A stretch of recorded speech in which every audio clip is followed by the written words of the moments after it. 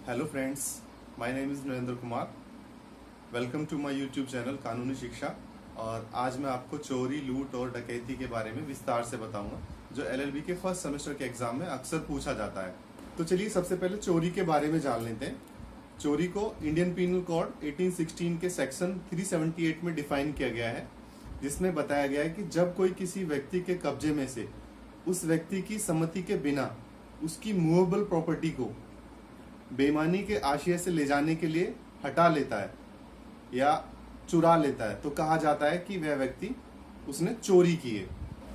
चोरी के लिए जो सजा का प्रावधान है वो आईपीसी के सेक्शन 379 में डिफाइन किया गया है, जिसमें बताया गया है कि चोरी का अपराध साबित होने पर कोर्ट दोषी व्यक्ति के खिलाफ दोषी व्यक्ति को 3 वर्ष के कारावास, जो साधारण भी हो सकता है या कठोर भी हो सकता है, जुर्माने सहित या सिर्फ जुर्माने से, मतलब कि 3 साल के कारावास से, जो साधारण कारावास भी हो सकता है, कठोर कारावास भी हो सकता है, जुर्माने सहित या बिना जुर्माने के, या जुर्माना प्लस कारावास, दोनों में से किसी भी प्रकार से कोर्ट उसको दंडित कर सकता है।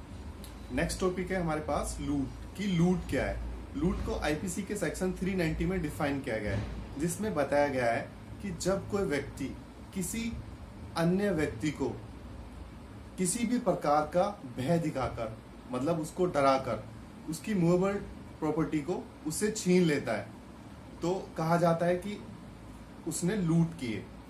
ठीक है, सिंपल से शब्दों में हम समझ लेते हैं कि अमित एक व्यक्ति है जो रास्ते में किसी व्यक्ति को रोकता है और उसे पिस्तौल दिखाकर उसके पास जो थैली है उस थैली को उससे ले लेता है। ठीक है, यहाँ पर कहा जाएगा कि अमित ने किसी अन्य व्यक्ति से लूट की, क्योंकि देखिए 2 चीजें हैं इसमें भी, लूट में भी। एक तो मूवेबल प्रॉपर्टी है जो किसी अन्य की संपत्ति है, किसी अन्य द्वारा उससे छीन ली गई है, और प्लस तीसरी चीज है इसमें, यहाँ पर उसको भय दिखाकर, किसी भी प्रकार का डराकर कि मैं तुम्हें जान से मार दूंगा, या किसी अन्य प्रकार का भय दिखाकर उससे उसकी संपत्ति को छीन लेना, उसको लूट कहा जाता है। लूट के लिए जो दंड का प्रावधान है वो आईपीसी के सेक्शन 392 में डिफाइन किया गया है, जिसमें कहा गया है कि अगर जो कोई व्यक्ति लूट करेगा उसको कठोर कारावास, जो 10 वर्ष तक का हो सकता है, प्लस जुर्माने से भी दंडित किया जाएगा। इसमें एक चीज और ऐड करी गई है कि अगर लूट राजमार्ग पर सूर्यास्त के बाद और सूर्योदय के बीच, सूर्योदय से पहले, दोनों के बीच में, इट मीन्स की शाम के बाद और सुबह से पहले, मतलब रात्रि के समय में अगर लूट करी गई है तो वहां पर वो कारावास 14 वर्ष तक का हो सकता है।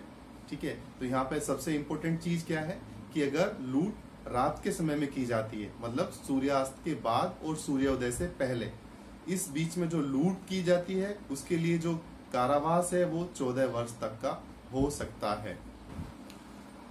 देखिए, आपने चोरी जान लिया, लूट जान लिया, अब हम जान लेते हैं कि डकैती क्या है।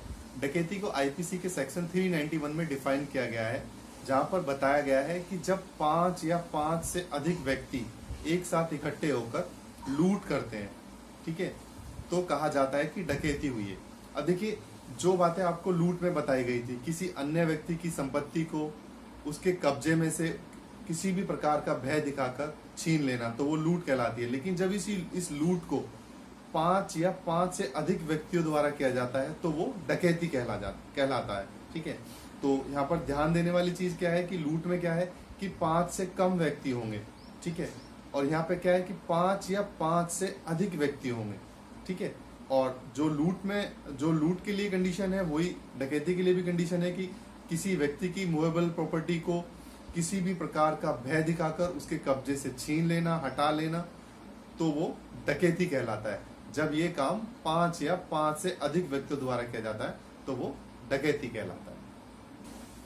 डकैती के लिए जो दंड का प्रावधान है वो आईपीसी के सेक्शन 395 में डिफाइन किया गया है, जिसमें कहा गया है कि जो कोई व्यक्ति डकैती करेगा उसके खिलाफ अगर दोष सिद्धि हो जाती है, मतलब कि अगर उसके खिलाफ अपराध साबित हो जाता है, तो कोर्ट उसको आजीवन कारावास या 10 साल के कठोर कारावास से दंडित करेगा, और जुर्माने से भी।